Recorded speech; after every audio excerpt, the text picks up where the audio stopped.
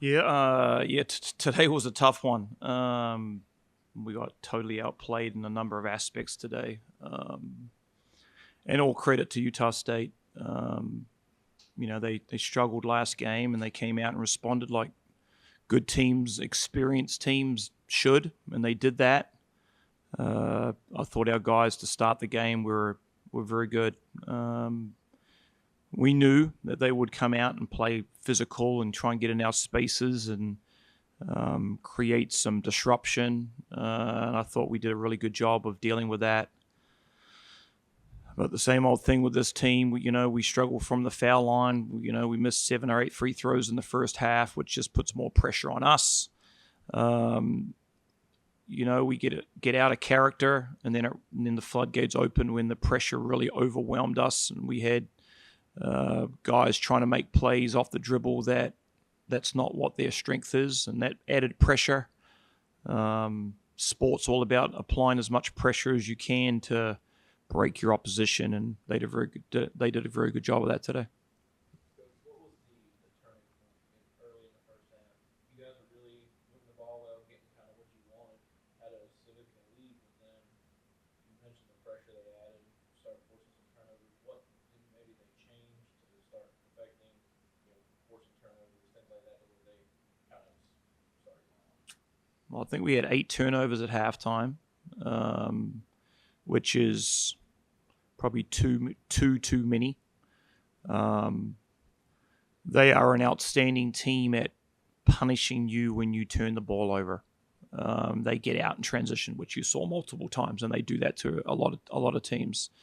I think tonight's the most points they scored off turnovers against anybody this year. So that built some pressure, and that kind of happened on the back end of the first half. And then, excellent job by our guys to get to the foul line 14 times in the first half, but you can't make 7 of them. And so it just adds pressure because they're fouling us, but we can't execute. They come down, they make a play. We come down, they score. They foul us, we get to the free throw line, we can't make free throws.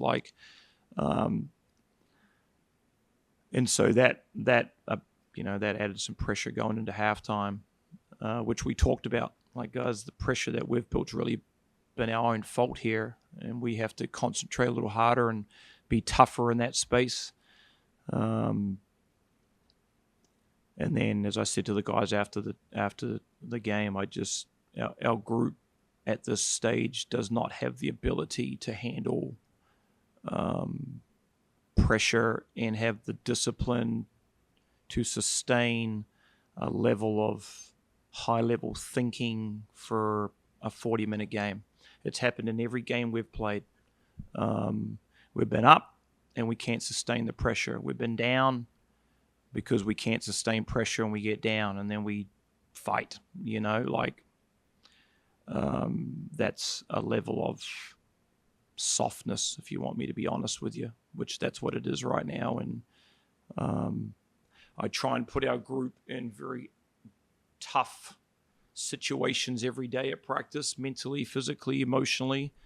I think that's our job as coaches is to take you out of your comfort zone in that space, to prepare you as best you can for when you play against really good teams like this one. Obviously, I haven't done a good enough job yet, but we'll get back on the court this week and see how we respond.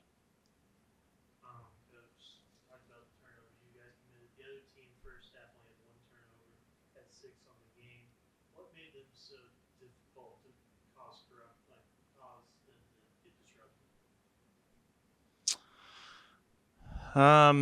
Yeah, I mean, we play hard. We're probably technically not good enough just with active hands and high hands through ball screens, high hands recovering, sitting in gaps. It's typically human nature in basketball when you get pressured that you defensively really spread out, which we did, because they had multiple examples in the second half where they had bigs rolling down the middle of the lane with nobody in sight, guards dribbling down the lane, nobody in sight. We just got, if you want me to summarize again, we got extremely overwhelmed got overwhelmed mentally and emotionally more than, the physical side of it. I mean, it was there. I thought they were more physical than us, but we really got overwhelmed mentally and emotionally. Then earlier in the season, there were some stretches where the startup games were a little slower than you guys have picked up. Now, the startup games, you guys are coming out really fast. What have you liked about the energy you guys are bringing in from the very beginning of the game? I definitely think that carries over. We've been practicing much harder. It's been a different level, just the energy and the effort throughout practice. So I feel like that's helping us get off the line faster. Coach MJ Collins, when I was looking at this game, on the road, he was averaging 70% shooting, 60% from three. How would you assess how you guys did on him, holding him without a three? Yeah, I mean, I don't. 70%, but Yeah, it's not he was about. their leading scorer. Yeah, it's not about him. I thought Mason really responded today like a leader should. I thought he was really good, but their whole team was. I mean, they didn't shoot great from the 3-point line, but it seemed like when they did make them, they were at the right times. But why do they need to shoot threes when they're just shooting layups all day? Hard to win when you're doing that. We just, as I said earlier, we just got overwhelmed and then mentally lost our focus on executing what we got to do in certain actions that they run. You mentioned in practices that you make it tough on the guys. And, I mean, I've been to a few practices. I can concur. But what do you think, from a coaching standpoint, is going to be what resonates with them to keep that level of play in games rather than practice?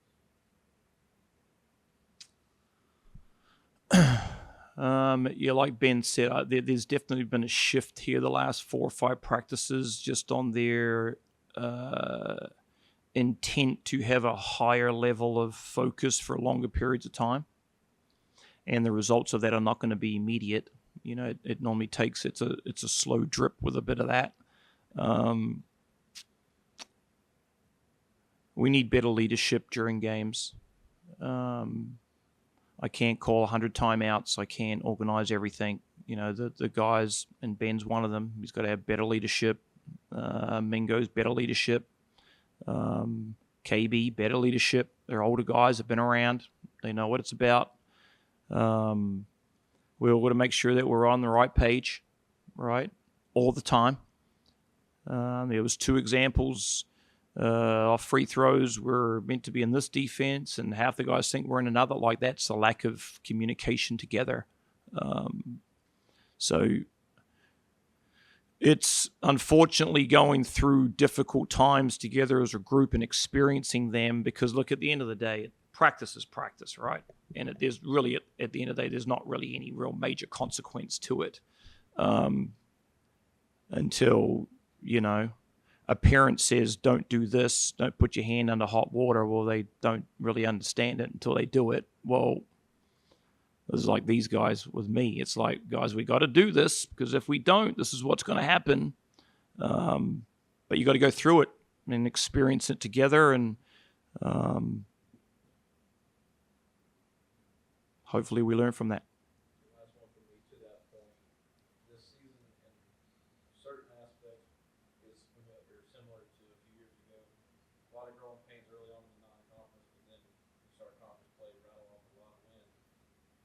Is it promising to you as a coach to know that, okay, we're going through these growing pains early rather than later, so come conference play?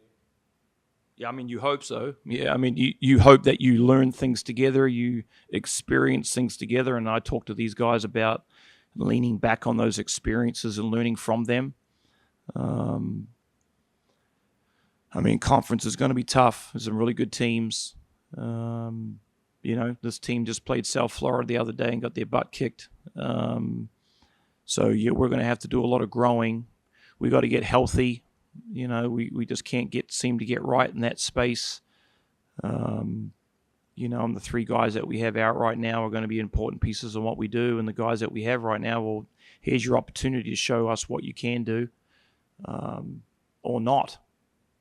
And so they can't have excuses that they're not getting opportunities.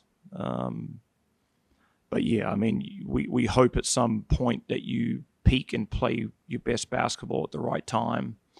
I do feel like we've shifted in the right direction the last 10 days, so can we sustain it? That's the challenge for this group, is that we struggle to sustain a real level of excellence, so to speak. But you've brought a lot of aggression and a lot of different points in the game so far. How much of that is just you kind of having more and more confidence just in what you're seeing within the game, just the more you've played? Definitely.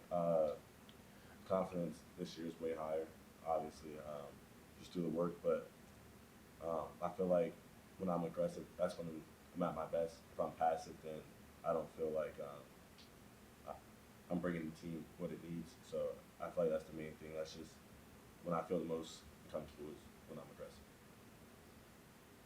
Then you guys got until next Sunday for your next game. From a player's perspective, what do you hope to see from you and your teammates as you progress through this week? What do you want to see improve in the next game? I would say at first, once we watch this film session, just taking it and not taking anything personal. There's gonna be a lot of things that we messed up.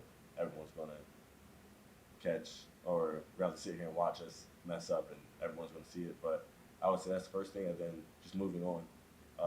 We have Charleston in a week, so just focusing on them and practicing like that every day. All right, guys. Appreciate it.